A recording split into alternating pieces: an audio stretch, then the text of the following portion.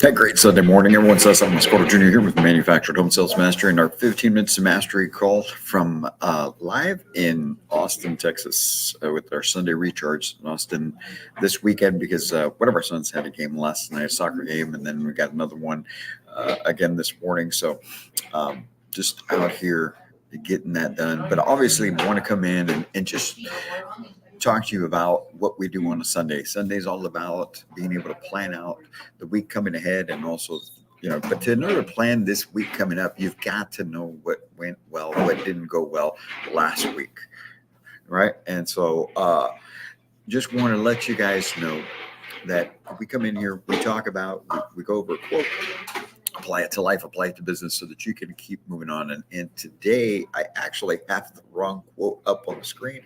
That was yesterday's. That is so not the right one. So we're going to go ahead and move out of that. Let's unshare this because today we're talking about planning out, right? We're talking about being able to make sure that we've got our week planned out right so that you can be as effective as possible. And today's quote is from Dwight Eisenhower. And we're going to bring that in real quick so that you guys can see what it is that I'm talking about. Over here on the live screen, at least, not on Instagram, because on Instagram you can't see it. But check this out. So the quote for today says this: plans are nothing. Planning is everything. Plans are nothing. Planning is everything. So what does that mean, right? Well, here's the story. Here's the situation. A lot of folks will plan out that they're going to do this, they're going to do that, right? Joaquin Jackson, this goes for you guys too. You can plan everything out perfectly, but if you don't take action, it doesn't matter. None of it matters. Nobody cares what your plans are. Everybody cares what you're doing. Okay, but you have to plan though. You have to plan. Now, the thing is this: it doesn't have to be a perfectly planned out plan. So many people get stuck and paralyzed in making sure that every little bit and piece of everything is planned out so perfectly, but then they never take action. It could be in business. It could be in life. It doesn't matter if you're 51 years old or if you're 17 years old, guys. Okay. Don't get stuck in the planning mode and then get intimidated by life, get intimidated by other people, get worried about what other people are going to think, and you don't take action. Because action is even more important than a plan. I'd rather have somebody, and I finally get this. I would rather be a person who takes 100% action on a half-ass plan than a person who takes no action on a perfect plan. Because even if your plan is not laid out correctly, as long as you're taking steps and moving in the right direction, if you hit a roadblock, you hit an obstacle because you didn't plan out for this thing, you can at least take action to move around it, get over it, whatever it may be. But if you're not moving, if you're not doing anything, you're never getting anywhere. And that's where most people get stuck. It's interesting to see, and it's happened to me in the past. I had a conversation yesterday, as a matter of fact, with our 17, 10-year-old, okay, at the house before we came up here to Austin, just about this subject, and the fact that you always have to take action. You always have to keep moving forward. Nobody's going to do it for you, and the less action you take, if you think that you're going to wait until everything is perfect or that everything's just going to fall in place, nothing falls in place, guys. Nothing falls in place. When things are going well and things are whether if you're in business and people are signing up to get your service, right? Let's say you're in sales. People are buying homes. Let's say you're in the manufactured home sales business, right? People are buying homes. People are coming in. People are moving forward with you. It all has to do with the amount of action that you're taking. It has nothing to do with the fact that everything is falling into place. Nothing falls into place. Life doesn't fall into place. Life hits you hard. Everybody's situation is different. Because even for those that are everything is moving along perfectly, you still have obstacles, you still have problems you run into, you still have issues, you still have those customers that want to back out, you still have those customers that can't get qualified, you still have those customers that give you a hard time along the way. And so nobody's life, nobody's plan, nobody's business, nobody's school, nothing is perfect.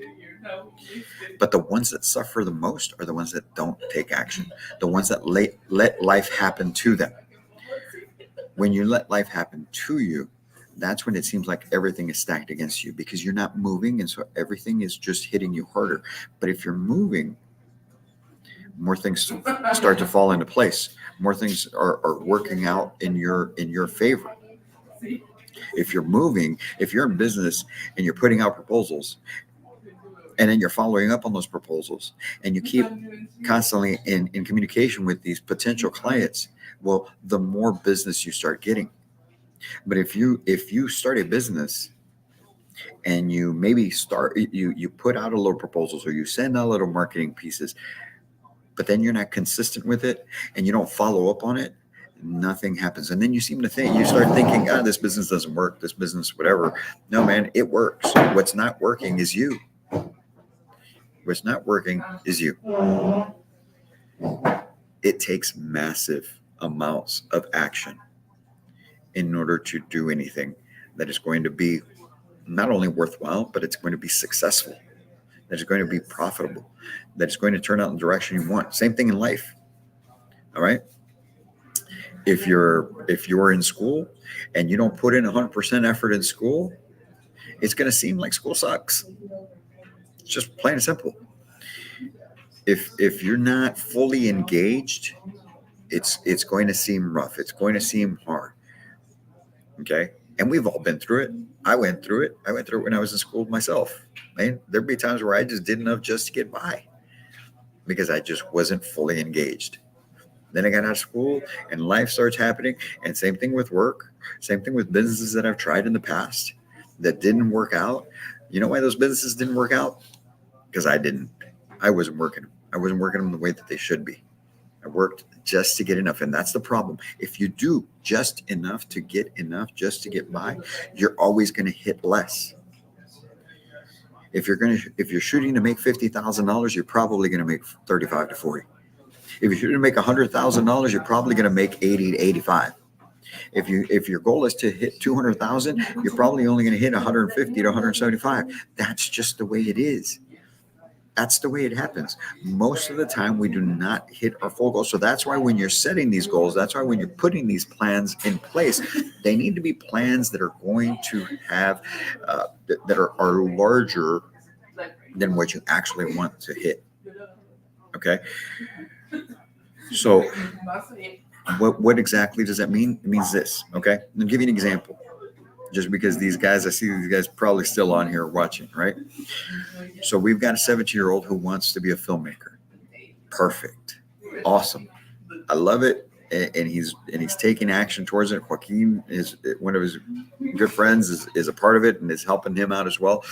Guys, if you guys want to do what you say you want to do and you want to have these films that are going to be bigger and better each and every time, the amount of whatever you set out that needs to happen, you actually need to push for a higher goal than that, because it's always going to fall short. You got to plan for falling short, so that even when you fall short, it's still more than what it is that you expected.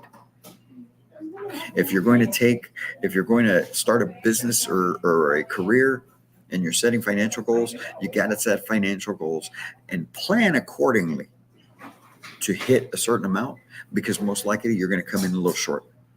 Most of the time, that's just the way it happens. Until you really master it. Once you really master whatever you're doing, then that takes years. That takes years to master what you're doing. Then you might hit a goal. But then, here's the thing. When you hit a goal, you know what that means? Your goal wasn't big enough.